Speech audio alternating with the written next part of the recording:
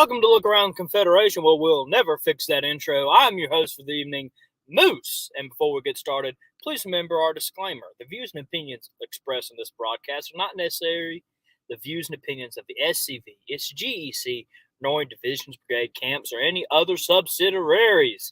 How is everybody doing in Dixieland tonight? I'm coming live from the Gray Ghost Mobile, or the Moose Mobile, depending on who you ask, in the middle of a library parking lot, Faversham, Carl. Good to see everybody here tonight. Happy to be on. We have a great guest for you guys tonight. He is just known throughout the Confederation. He is a legend in our organization. He is the Lone Ranger. Past Commander-in-Chief Chuck McMichael will be on. He will be, of course, I'm going to make him talk about the event this weekend as well as the time capsule. By the way, Commander, you'll be talking about the event at some point on this episode. Just thought I'd let you know live on air. But we do have a lot of great things for you planned. I have been waiting for this time capsule episode for a while because I was there. It was phenomenal. It's one of those goosebump moments. I've always heard about how cool time capsule events were, and I was always jealous I never got to go to one, so I'm very happy right now. Hello from our London, England Confederate that has joined us. How are you doing, Johnny? Charles Loray is on, our Army of Trans-Mississippi Councilman. Dr. Mitchum is on.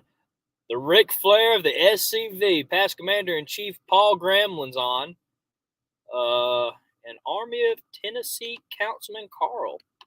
We're going to get into some news real quick, and then we'll go ahead and throw our guest on. So it's Cousin Vinny on. Cousin Vinny, checking. Oh, we'll wait on Cousin Vinny. Someone let me know if Cousin Vinny's in the chat. Let's see here. All right, our first event we're going to talk about is the Captain J.J. Dickerson Camp 1387's Lee Jackson Southern Heritage Celebration. Their guest of honor will be none other than our Commander-in-Chief, Jason Bashir's, also my father. This will be at 6 p.m. Saturday the 7th, January of 2023. It is in Florida at a nice, good, easy spot in Florida, a very lovely location. Lee Jackson banquets are a must-go-to. I don't think I've ever been to one that has just been, oh, this is awful, this is boring. I have loved everyone I've been to. Lee Jackson banquets in this organization they just feel different. I've always enjoyed them, and I have no doubt that this camp will do a phenomenal job doing it. And I know a lot of people are going to it, so I asked to send pictures and maybe even come on and talk about it at some point.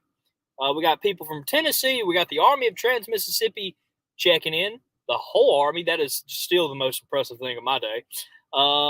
Miss Linda's watching. How you doing, Miss Linda? How you doing, GG? Love you and miss you. Hope to see you Saturday. It hits difference, as the kids would say. Jude, I was trying not to use that phrase. No reason other than the fact that it makes me feel like I'm copying my younger brother. And then that makes me realize that I'm almost in my mid-20s, and we're just not going to talk about it. And I know everybody watching just rolled their eyes at me. Yep. Even Chuck got me. Remember that the SD Lee Institute will be talking about monuments from memory to mayhem. Some of their guest speakers are going to be our Chief of Heritage Operations. Let's see here. Our Judge Advocate in General, Scott D. Hall. I didn't see you on there last time, Scott. It's good to have you on. Dr. McLean. And a good other bit of people. So remember that. I don't know. Let me pull that back up there. I cannot remember the date off the top of my head. But I'll add it on there. Paul said, try being in your mid-60s. I'll try to make sure I add that next time. That's my apologies. I've just been doing schoolwork nonstop these past couple days. Come to Knoxville next year. We're hoping to have our 30th Lee Jackson dinner. on January 21st, 2023. I hope I can make it. I would love to, David.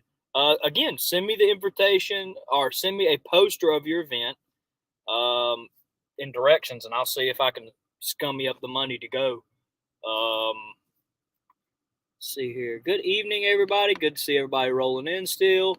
Next bit of news comes from Beauvoir.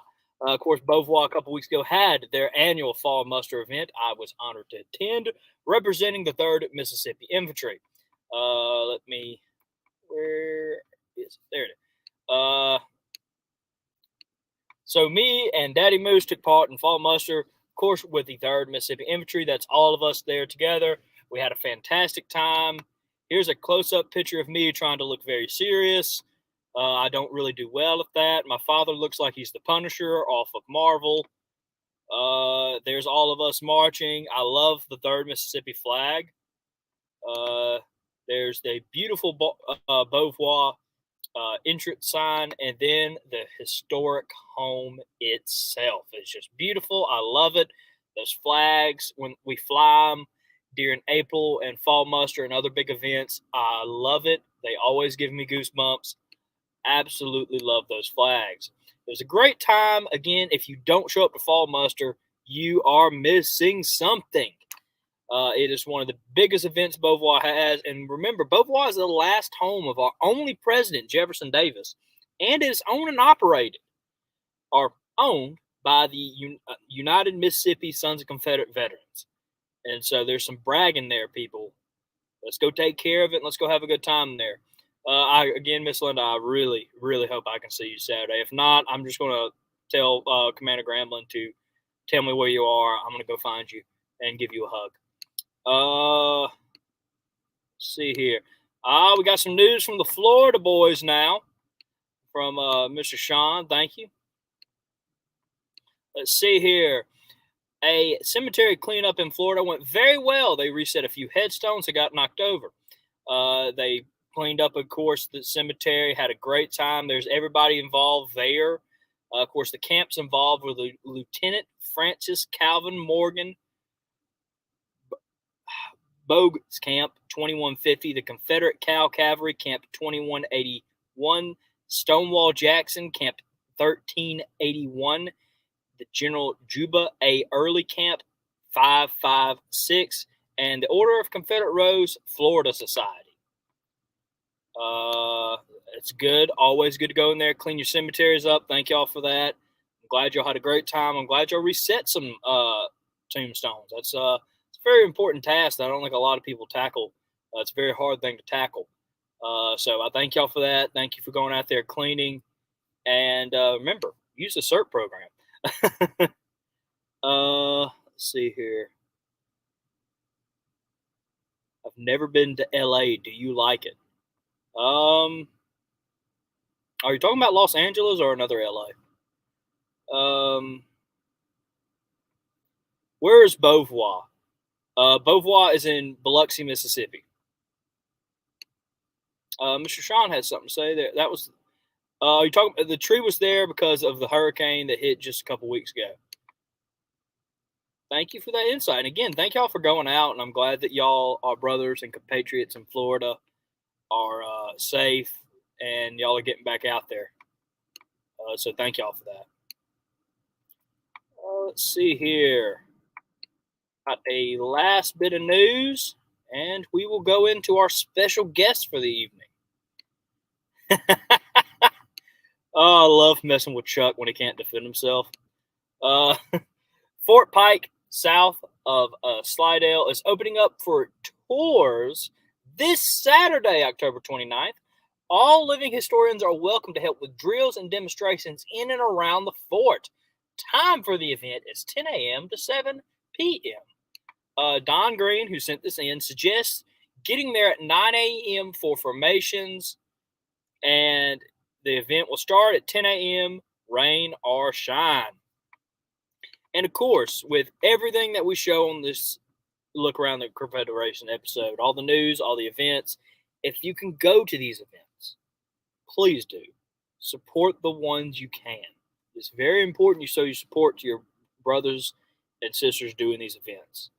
And please send in your news to Look Around the Confederation. I think that might be it. I'm going to check one more time for Vinny if he's got an update for us.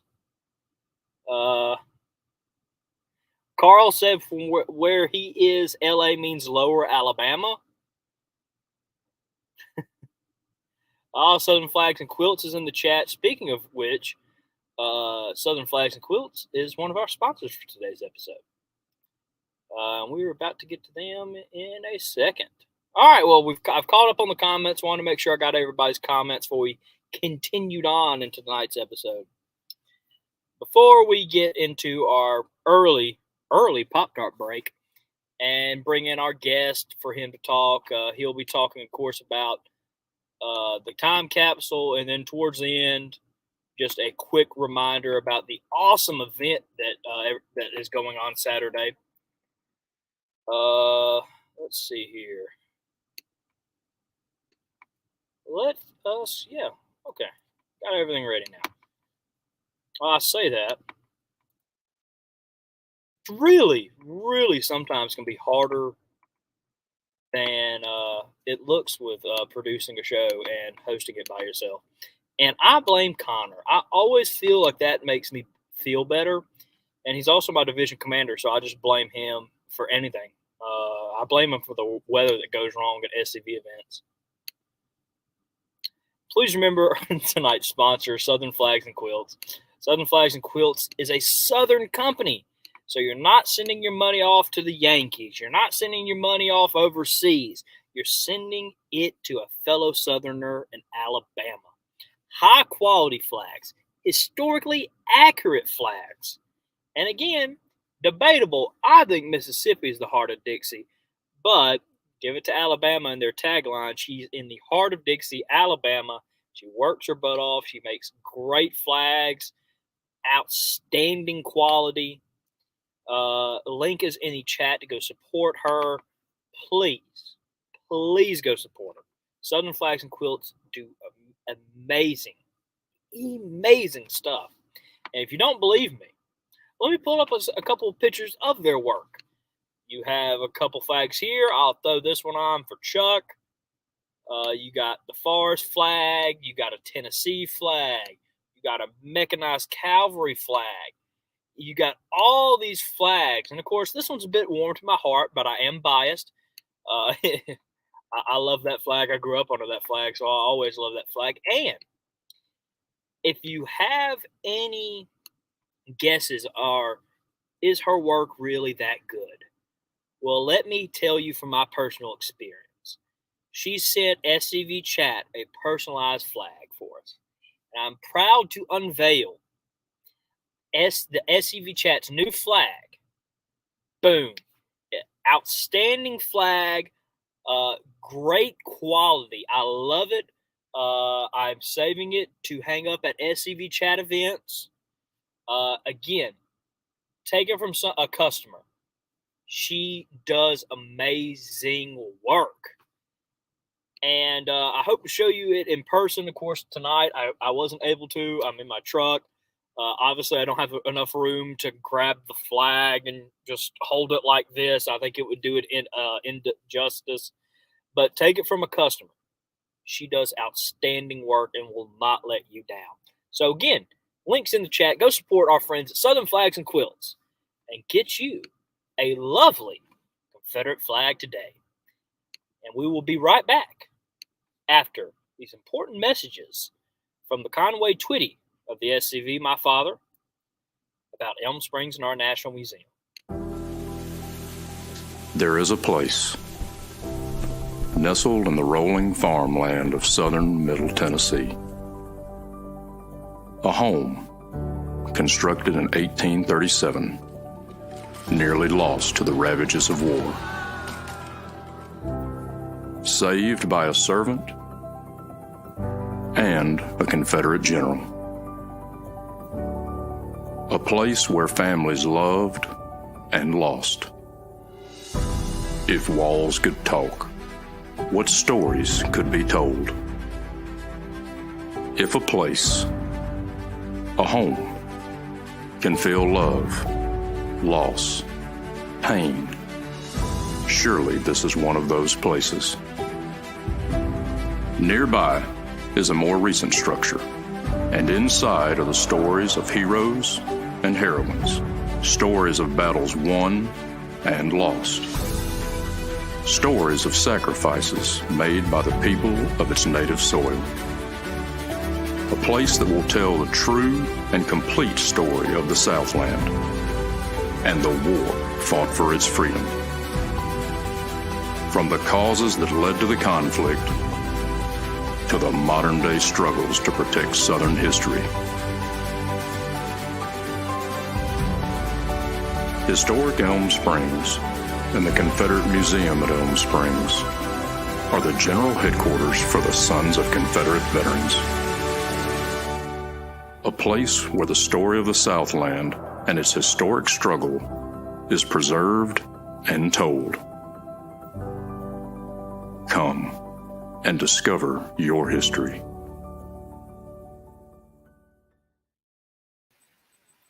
I always love that commercial.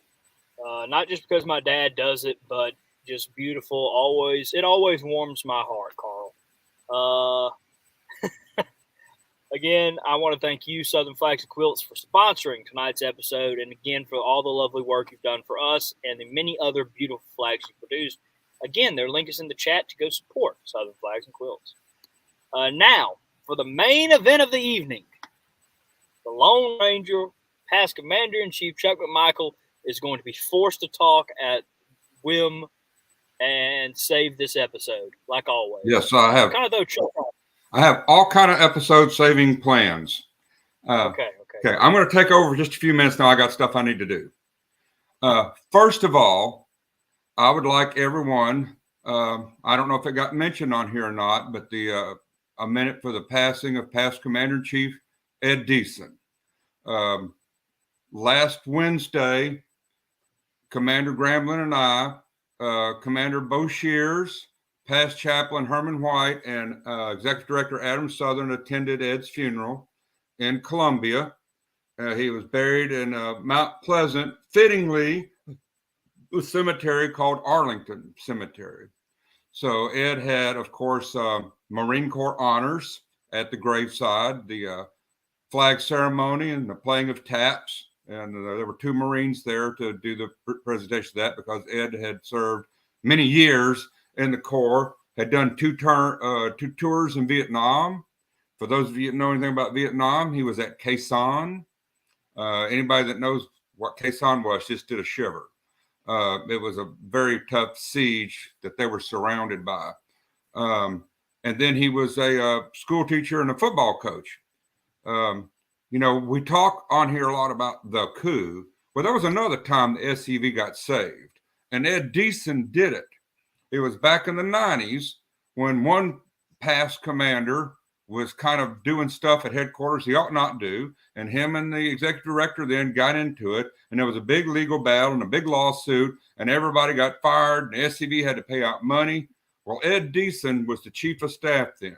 He left his home and moved into Elm Springs and stayed there the next 6 months and built a whole new headquarters staff and restarted the SCV headquarters. So we could thank Ed Deason for that. And let's all, remember him for the honors he deserves. That was the first time I was on the council. I was his chief of staff. Paul Gramlin was on the council. In fact, when Paul and Linda got married, it was Ed Deason who gave away Linda as the bride. So I know Linda's watching and has a smile or a tear about that. So I just wanted to get that out there first, and that we remember in Ed Deason. Okay, next thing is something I never do, but Moose has required me to do it. Dun, dun, dun, dun. Dun, dun, dun, dun. Go. We seem to have lost past Commander-in-Chief Chuck McMichael. I think his connection's unstable. I'm just... Okay. I never do stuff like that because I don't believe in trash talking because you have to eat your words too often. Well, last week, Harrison came on about how Ole Miss was going to put LSU in its place and Colonel Reb was going to beat up. And we know what happened.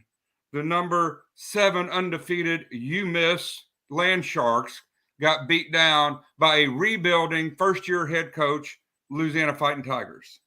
Look. So now I will show you this. This is, okay. You'll have to get significance. Can you see that? You know why I have an LSU jersey with McMichael on it? Go ahead. Because in 1958, my dad's youngest brother, Ken McMichael, was on the LSU team that won the national championship, and he was number 41. So this is a replica of my uncle's jersey. That's why I have that. I wish I could get a replica of my great-grandfather's, or not great-grandfather's jersey from when he played at Ole Miss. But you know what? Go on AliExpress. You can find anything. That's where I bought this. So there you go. Okay, that's the stuff. So, and there were a few comments. Johnny Yuma, you're in North Kensington. If that's the area around Kensington Palace, I have been there before. So I know that area. It's not far from Hyde Park, if I remember correctly. LA is indeed Louisiana. If you put LA on a letter, it does not go to Lower Alabama. I'm sorry that Carl is geographically challenged, among other things. So Fabersham, hey, Carl, you got it wrong. Garrett Wilson is saying he has an ancestor that was born in Ruston. They named Ruston after him. I was born in Ruston. And his name was Rust, and he was a Confederate veteran. That's who he's named after. Let's see. And hello, Linda.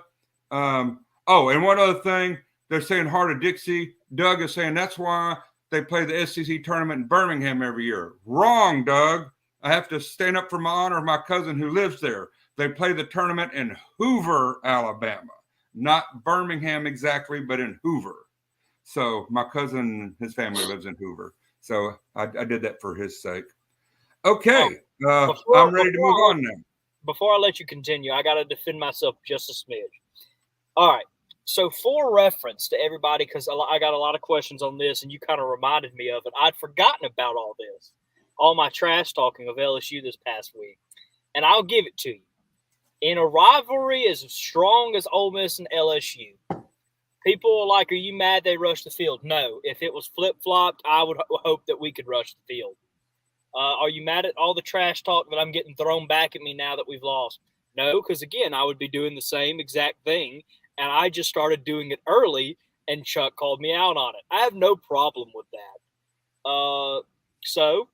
Okay, fair enough. I'll give LSU a clap.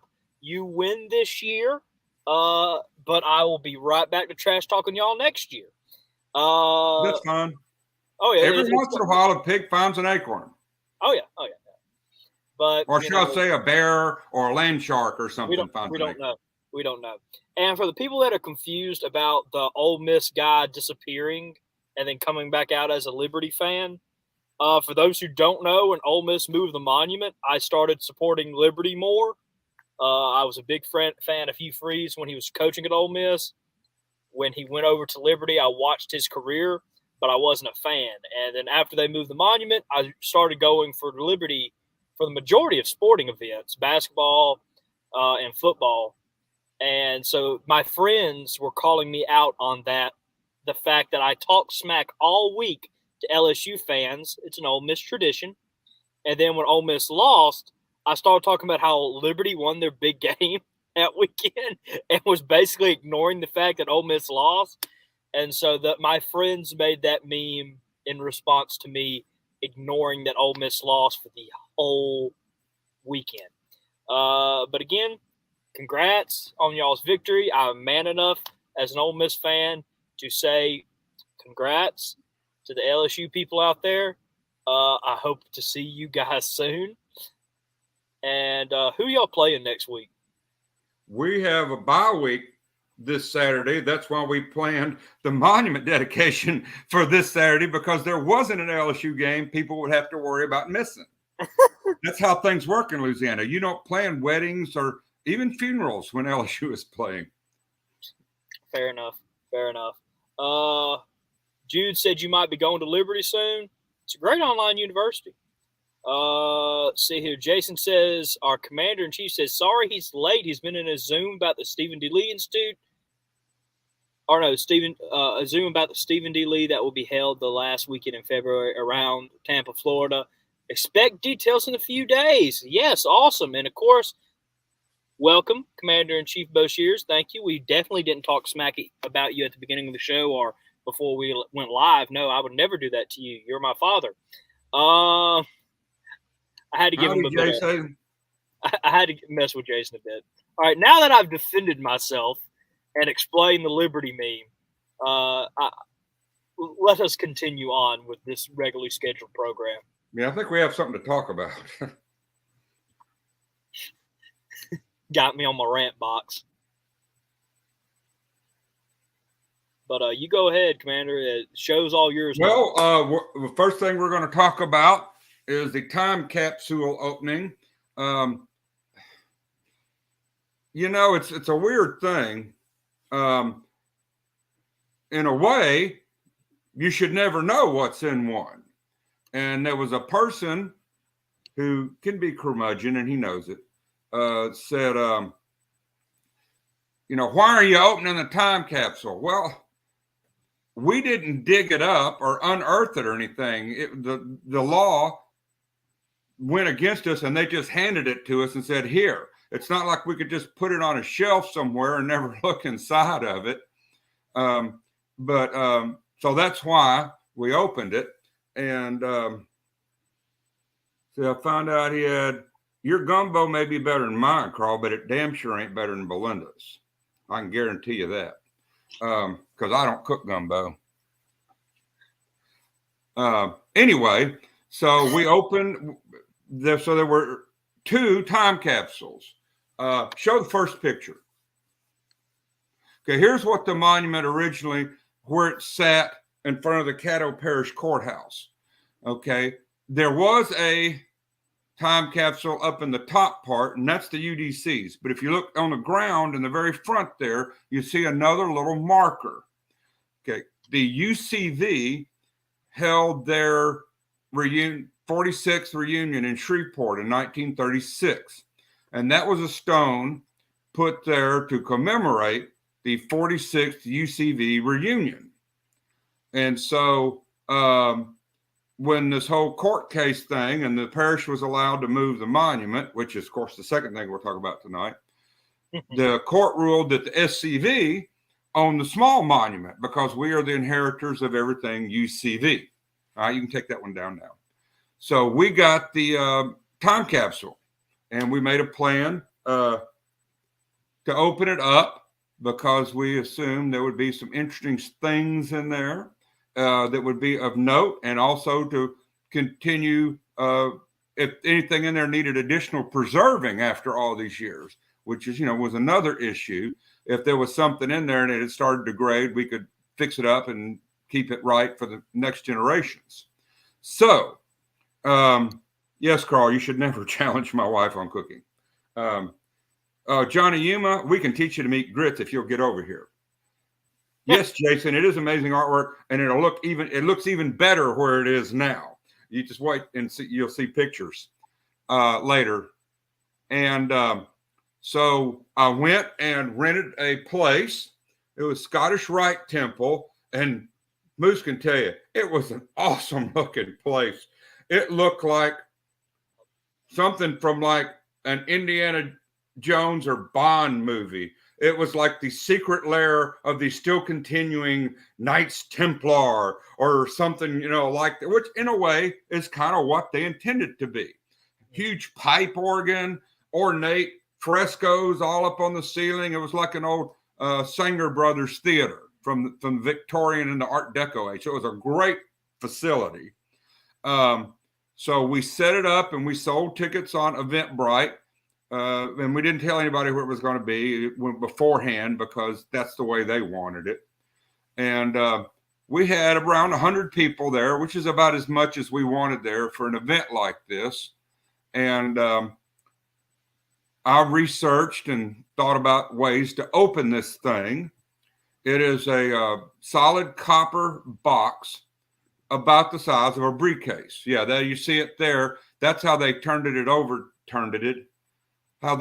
Was that number 2 or is that number 3? That's number 3. I just wanted to show everybody the box. Well, if you look at number 2, okay, you can see the size of it.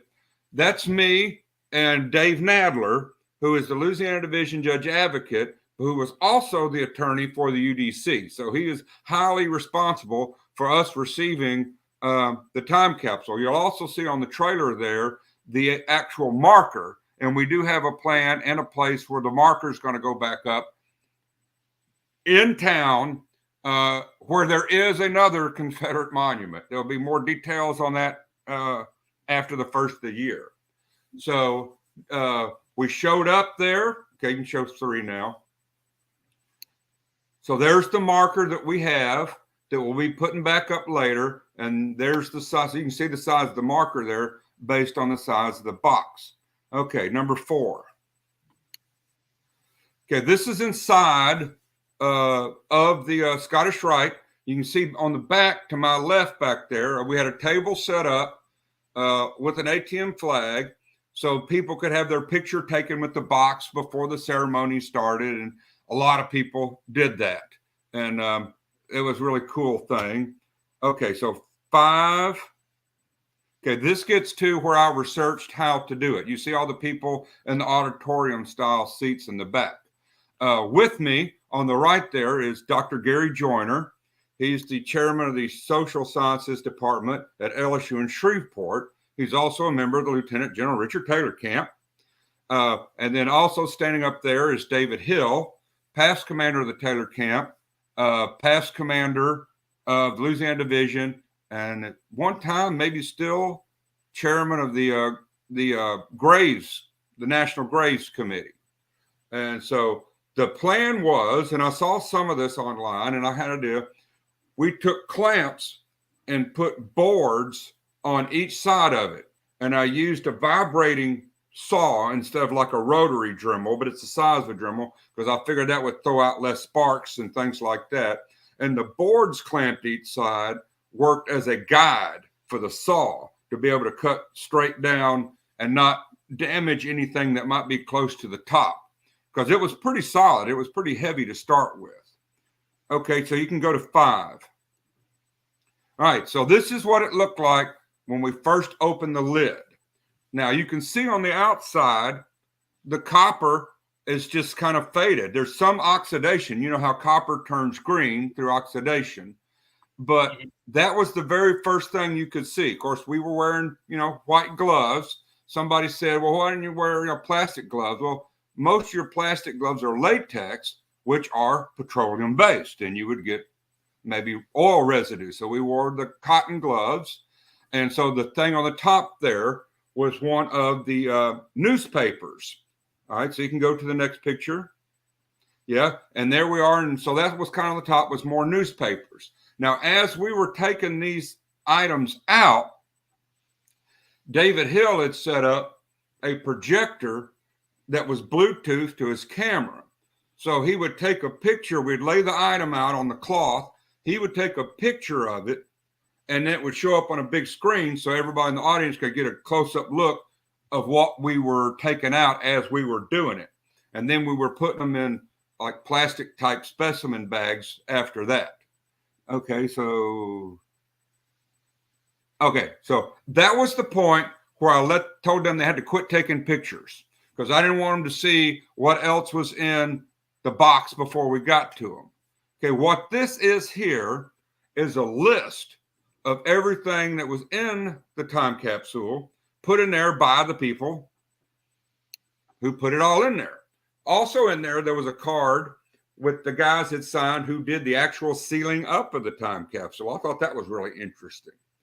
Before we get into the pictures, also 1936 was the centennial of the city of Shreveport. So there were also items in there that were related to the centennial of Shreveport. Let me move my thing here in case I'm missing any oh, come on. I want to see the comments here. Oh, I can pull up any comments. No, I can see the comments. I've just got my little screen showing the images in the way.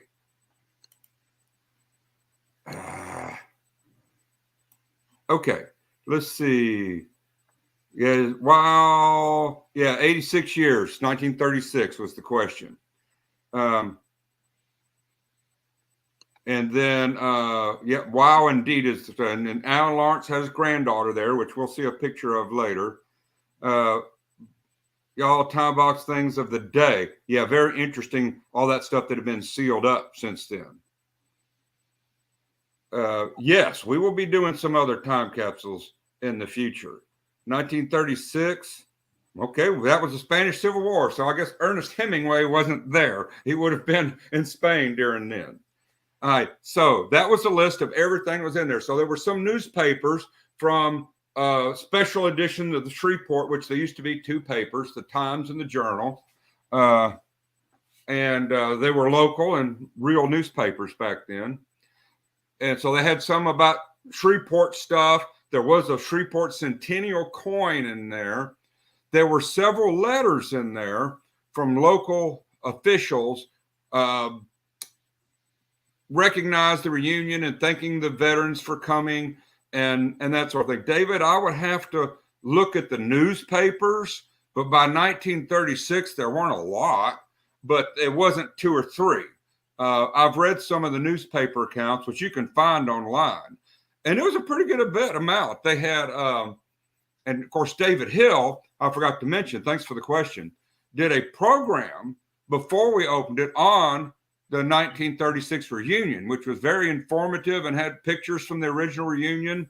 They had several concerts. They had the LSU band played for it, and the Marine Corps band did a concert for them. And I think a high school band from Little Rock came and played, if I remember all of that stuff too. And so it was a big deal. And they had dances, and Governor Lesh was there. That was long before he went to prison. And well, he did. He was part of the long machine who wasn't smart enough to cover his tracks. He was kind of the one they sacrificed. All right. So the next picture is some of the stuff that was in there. Okay. This is the program from the 1936 reunion. That is the seal of the state of Louisiana. And on the left, of course, is a battle flag. And on the right, that is the flag of the city of Shreveport. Yes, Shreveport has a flag, and it goes back to way back then. They only trotted it out again here not too many years ago. And inside, there's, it lists who the commanders were at the time and all those sorts of things. There's a lot of pictures of the ladies in there who helped run the thing. There's also some of the pictures of the SCV members who were present. In fact, when they laid this time capsule and the marker over it, the person in charge was the commander of the Shreveport SCV camp at the time, a Dr. Knighton. If you know anything about the Shreveport area, Willis Knighton Hospitals is a big deal. They have them all over Shreveport and Bossier and all over the place. So this was the program. And there's some of these out there. I don't think it's super rare, but it's nice to have one in good condition. Okay, next thing. Okay, this was the Shreveport Journal. Reunion will open tonight. And there you see a picture there. Believe that is of the UCV commander being welcomed by some of the official ladies of the convention and that sort of thing. And so all through that paper is stories about that. Okay, and the next one. No, you skipped one. There were two newspapers. I don't think we have those two then. Okay, and then there's one other one that says the Shreveport Times. That's the journal you got there. If you want to talk about the Times, the city welcomes war veterans. Okay. And there's a picture. Have you got it up now? I can get it up. It might take 1 second. It says city war veterans, and there's a big picture of part of the ceremonies downtown with Confederate flags and speakers and the veterans there and everything. So that's a really cool. That was the other newspaper for the, and of course, each day they had special editions of what was going on and different events, and they had dances for them and dinners, and they had a really big hall. I don't think that's standing anymore. They also dedicated a marker over in Bossier as a part of the event as well. So, but it's still there. Yeah, there you go. City welcomes war veterans. Notice it didn't say Confederates. It says people knew the war.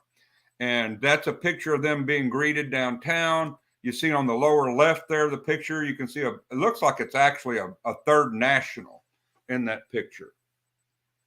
So those are really cool things to have. But you can find these, I think it's newspapers.com where they have a lot of this stuff.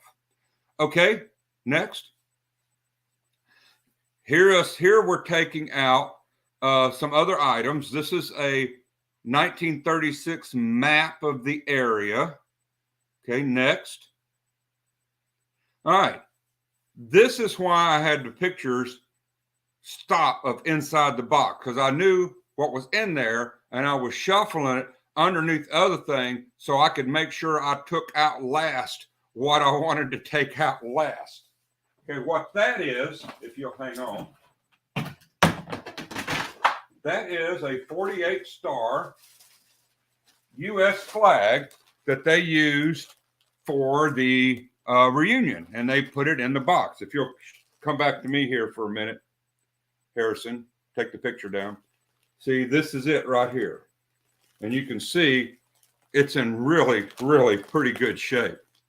If you can see through the plastic, you could take it out, which we did at the time. Okay, next.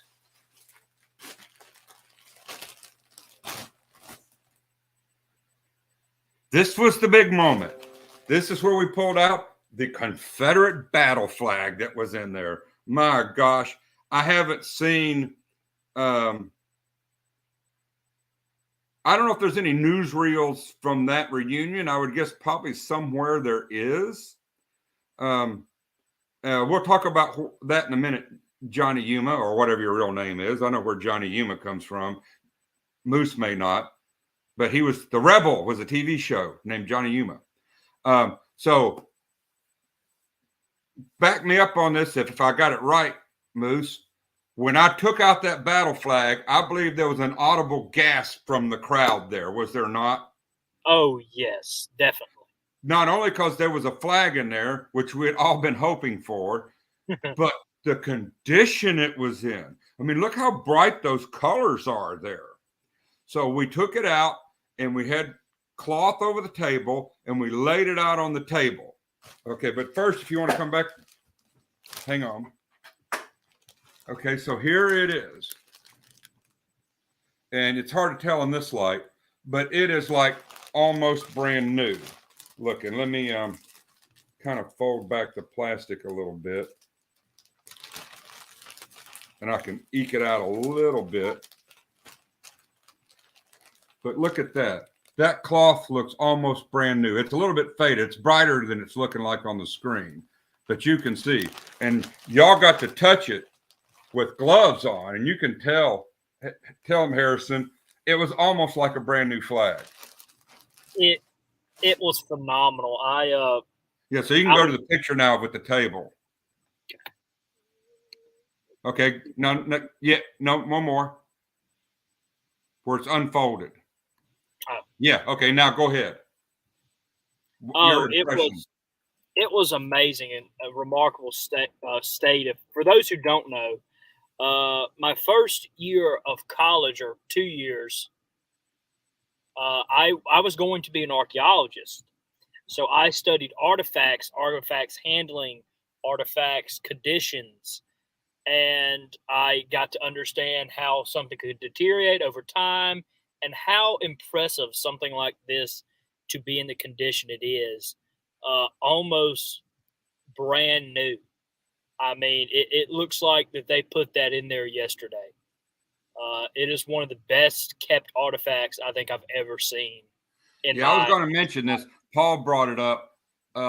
He said it smelled brand new. And my comment was, yes, Paul is a known Confederate flag sniffer. So he's a connoisseur of like some people are with wine, but with Confederate flag.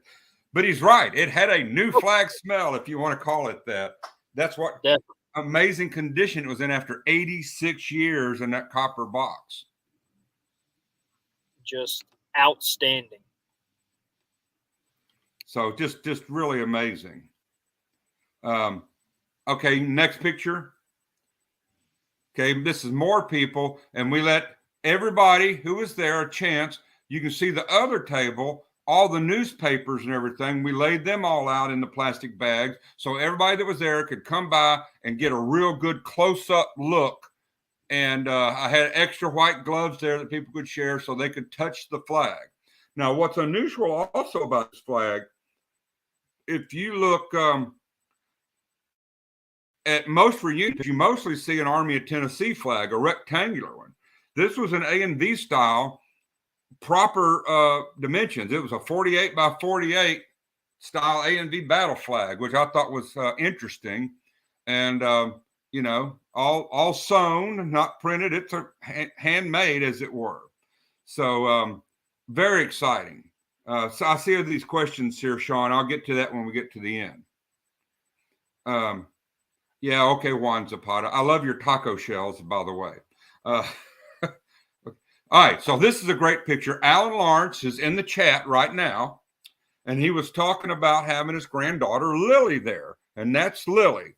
And there's Alan showing her and pointing out these various items. I wanted to put this picture in here because this is what it was about. We had quite a bit of young people there, and we encouraged that. In fact, I hadn't told anybody this, but I didn't charge for any of the children. Okay, because we want this young lady 60 years from now to be talking about how she was there when the Confederate time capsule was open. That's what it was all about, planting a seed for the next generation. Okay, you can go, where did the flag came from? It came from the time capsule from the 1936 UCV reunion. Okay, so there's me and Dr. Joyner holding it up for display for everybody. And so you can see the size of it. I mean, it's a big flag. And then the last picture, there's some of our national type officers who were there. On the left is Moose Daddy, Forrest Dawes, and then ATM Councilman Charles LeRae, who's in the chat I saw. Then we have Lieutenant Commander-in-Chief Donnie Kennedy, and then me, and then past Commander Gramlin, ATM Commander J.C. Hanna, and Chief of Heritage Operations Ron Kennedy. So there we all are with the flag. Now, the questions that deal, okay, according to the official documents we got from the government, here it is right here. Here's the piece of paper that turned the time capsule over to us. And I shall always keep this in a safe place because you really can't see it. But there's my signature being the recipient of this time capsule, and my son's signature as being the witness, one of the witnesses when we did it down at the lawyer's office. And Dave Nadler is on there also. So that's really cool to have. We'll get a copy of that for archives. So the Taylor camp decided, and then at our fall assembly, the Louisiana division decided, yes, this stuff will be going to the National Confederate Museum at Elm Springs.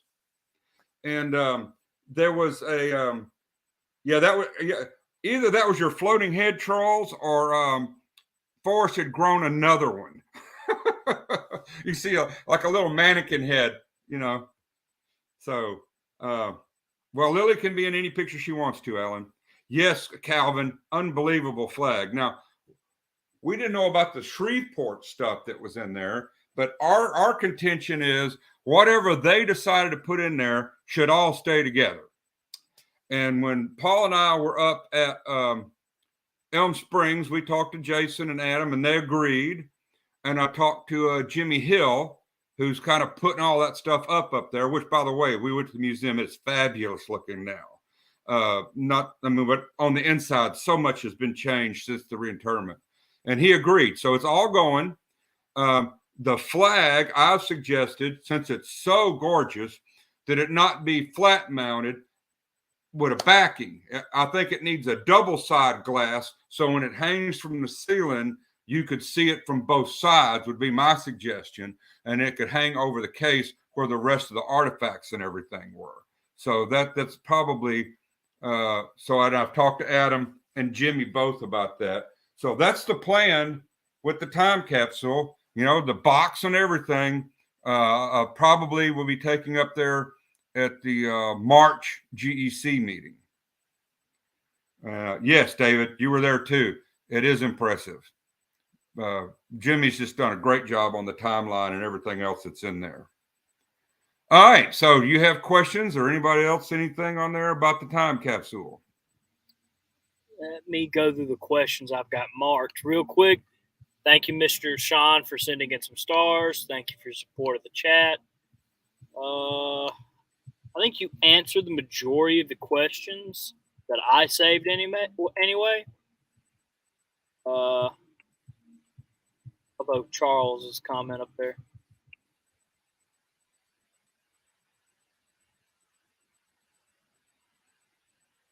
Yeah, I don't know. Yeah, you're right, Carl. It was very interesting about how close we are to our ancestors, because we were handling something that was last handled by the Confederate veterans themselves. I mean, it was surreal, actually, in many ways, that the last people that saw this stuff, in fact, if you want to get really weird about it, which I do, since this thing appeared to be completely airtight, that means when we cut it open, that was 1936 air that came out of there that had been breathed by Confederate veterans. How about that for taking it a little extra step? So I guess when Paul sniffed the flag, he got a little Confederate DNA from that too, now that I think about it. So not a bad thing to have. He has plenty anyway.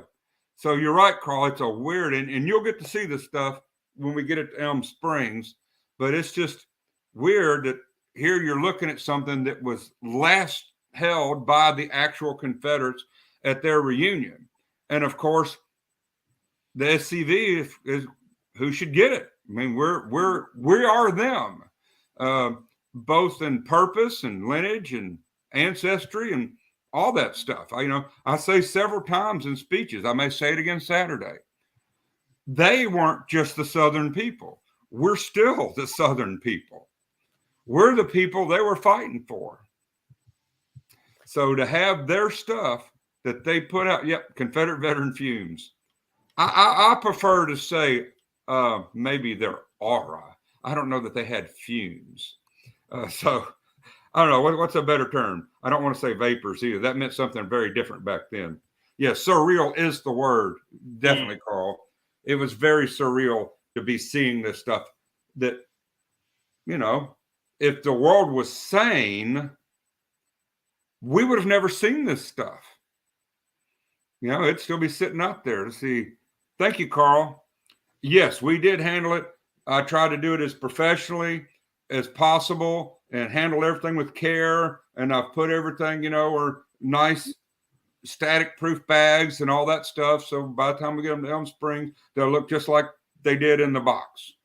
And y'all will get to see them then. If I think Jason can probably make time for everybody to look at everything at the GEC meeting. Yes, Forrest, you're right. To see and hold that flag, very, very humbling. And a perfect example of what the SCV is all about. That's part of the charge there, to take care of the stuff they left us. And they put in there what they thought someday somebody might see. So now there was a time capsule that the UDC got, and that's their thing to talk about there, in case anybody was asking, that was in the big monument. But so that was our time capsule, and it was just one of the coolest things I've ever been a part of. Oh, me too. I don't know if there's a list. I would imagine there is a list. May have been in some of the old Confederate veteran magazines, or it may be in the UCV archives somewhere. But there was a lot more stuff in the local newspapers than just those two that they put in the time capsule. And they also did some yearbooks kind of things sometimes too. Don't know, Johnny Yuma. I haven't looked at that many pictures of who all was present as far as diversity. I don't know how many were alive still by 1936. I don't imagine there was a whole lot of them, because you can look at the reunion. What was it? The 35 reunion that was at Gettysburg. And I think there were maybe 100 of them there, kind of from the pictures I've seen.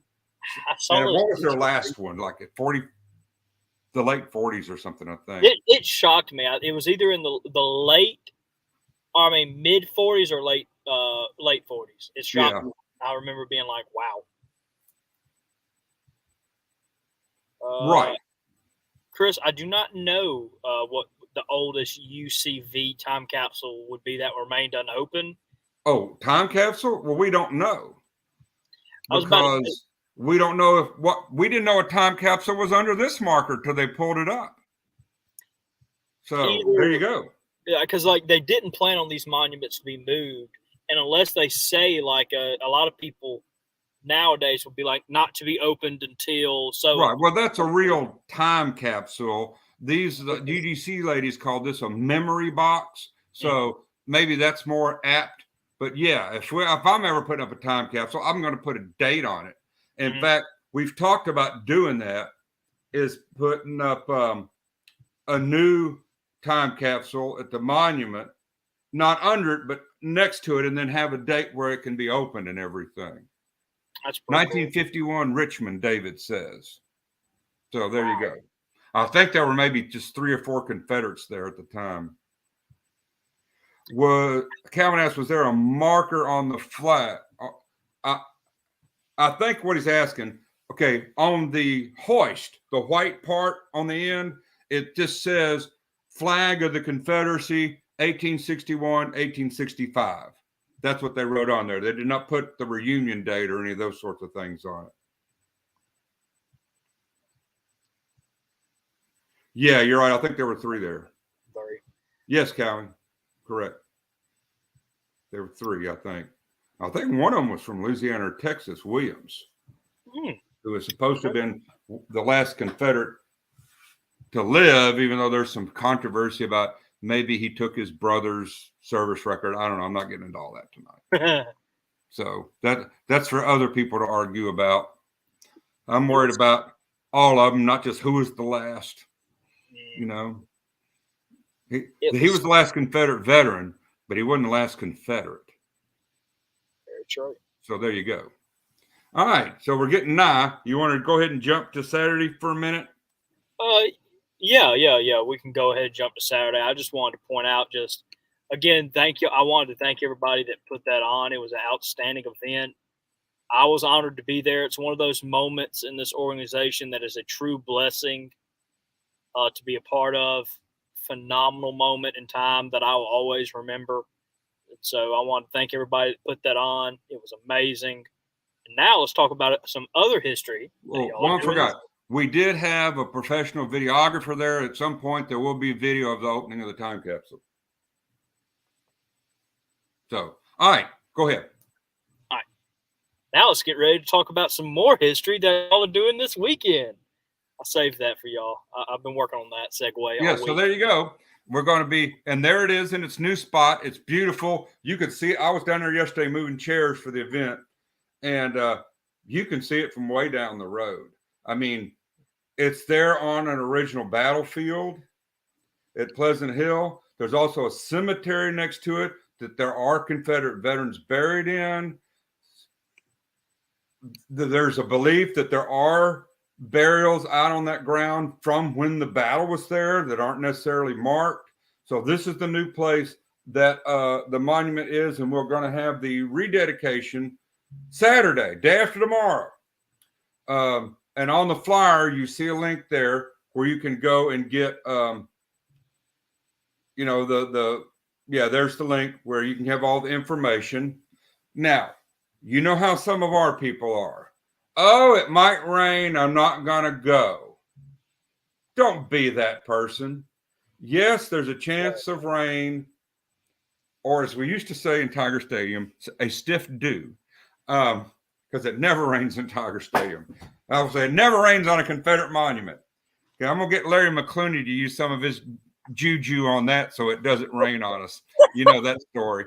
And so, yes, it's supposed to rain Friday night, but the weather reports I've looked at show by 9 or 10 o'clock, it says 30%.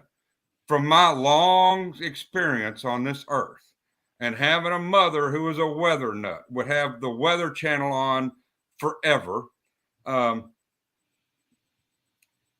It says by 10 o'clock or so, 30%. Well, if it's rained all night and they're saying 30%, that means it's probably gone. And they want to put that extra chance on there. So come.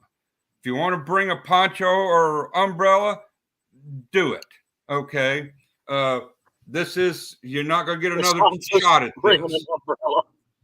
Okay. Sandra says, yep, they're leaving early and they will be in attendance with umbrellas. God bless y'all. Yes. And so, we're going to do it, rain or shine. For those of you that were at the sesquicentennial event, it poured buckets. I mean, my gosh. In Louisiana, we call it a frog strangler. I mean, it was coming down. 5 minutes before the event, sun came out. Yep, Paul, don't let a little rain keep you from an event like this. History will be made. The people at Wing Meteorology had a word for a weather forecast 24 hours in the future. Yep, entertainment. That's right. The only way to know what the weather's going to be for sure is to look out the window. And in Louisiana, that only lets you know about the next 10 minutes. So there you go. Yes, Charles will be in the honor guard, the main honor guard Saturday. Hey. So looking forward to you being there. And I know that we'll have the historian chief there. We'll have 2 past commanders in chief there. We'll have lieutenant commander in chief there, the division commander, our camp commander, Army councilman commander. We'll have and then the UDC will have, I think they told me, Pam is on here, can tell me, 5 or 6 past Louisiana division presidents from the UDC. So they're going to have a big contingent there as well. So we have a certain amount of reserve seats for the dignitaries, but if you're, but mostly bring a chair if you want a chair. Let's see. Shame if you do what? If you don't come, you're right. Okay. Okay, Paul, I don't know what you mean by 5. Who's he answering with 5? I think he's telling you that there's going to be 5 UDC okay, presidents. Correct. Yeah, Jude. That's what I was talking about, Larry McClooney, about the Forest homecoming. Larry talked about how it quit raining right before it, too. So, though it did ruin a pair of Paul's shoes. I don't know whether he lost his soul on his right foot. But that man kept a truck, and he didn't let it bother him for 1 minute. No.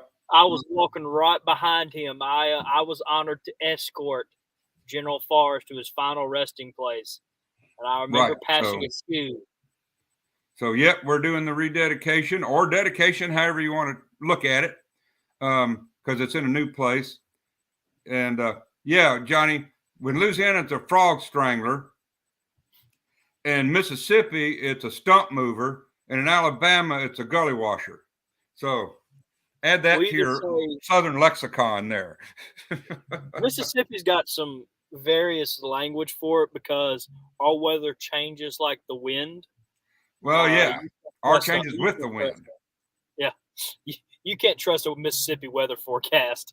It is a lot. Well, the deal here, where I am in North Louisiana, we are close enough to the Gulf that it has an effect on us, but also the weather system's coming out of the plains. So that's why we get so many tornadoes in Tornado Alley, because that's where these two things meet.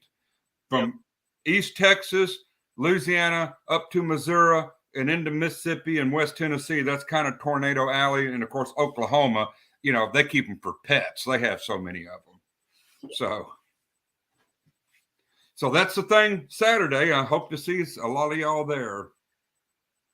Carl. I wouldn't say that live online, Carl. Yeah, I'm not. I already have to deal with Facebook enough. Yes, Saturday. History awaits you. If you can be there, you need to be there. A monument rededication is something that doesn't happen often or shouldn't, and a monument dedication is something that happens often and shouldn't. Carl's comment got flagged for inappropriate conduct. I'm gonna help you out, Carl. I'm gonna unflag it. Again, I'm a big monument person, so I'm more than thrilled to be there this Saturday. I get to hitch a ride with our historian in chief, bless his heart. But again, if you can be there, people, be there. It's going to be a historical moment. It's something you're always going to be able to talk about. Again, I love events like this.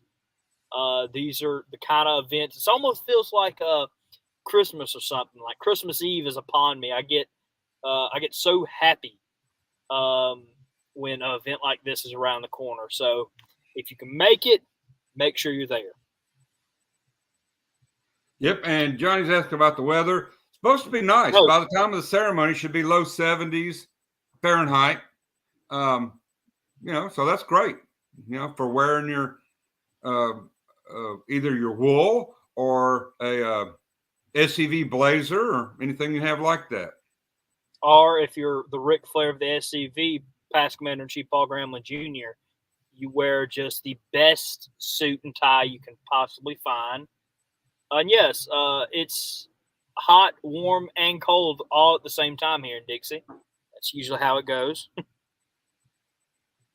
I've sat on the back porch in T-shirt and shorts on New Year's before. So, when my brother-in-law moved down here from Canada, he goes, boy, you don't get any weather. I said, no, we get our winter late January and February is when we have ice storms and cold weather and stuff like that. So, okay. It's interesting. But, I guess that's all I got to say about that for now. Yeah. Yes, they take them down and we put them right back up. If you can, join if you're looking for more information on this event.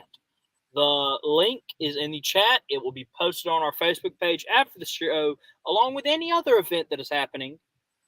Make sure to share, get the word out, and of course, it's the best to be there for these events. So, if you can be there.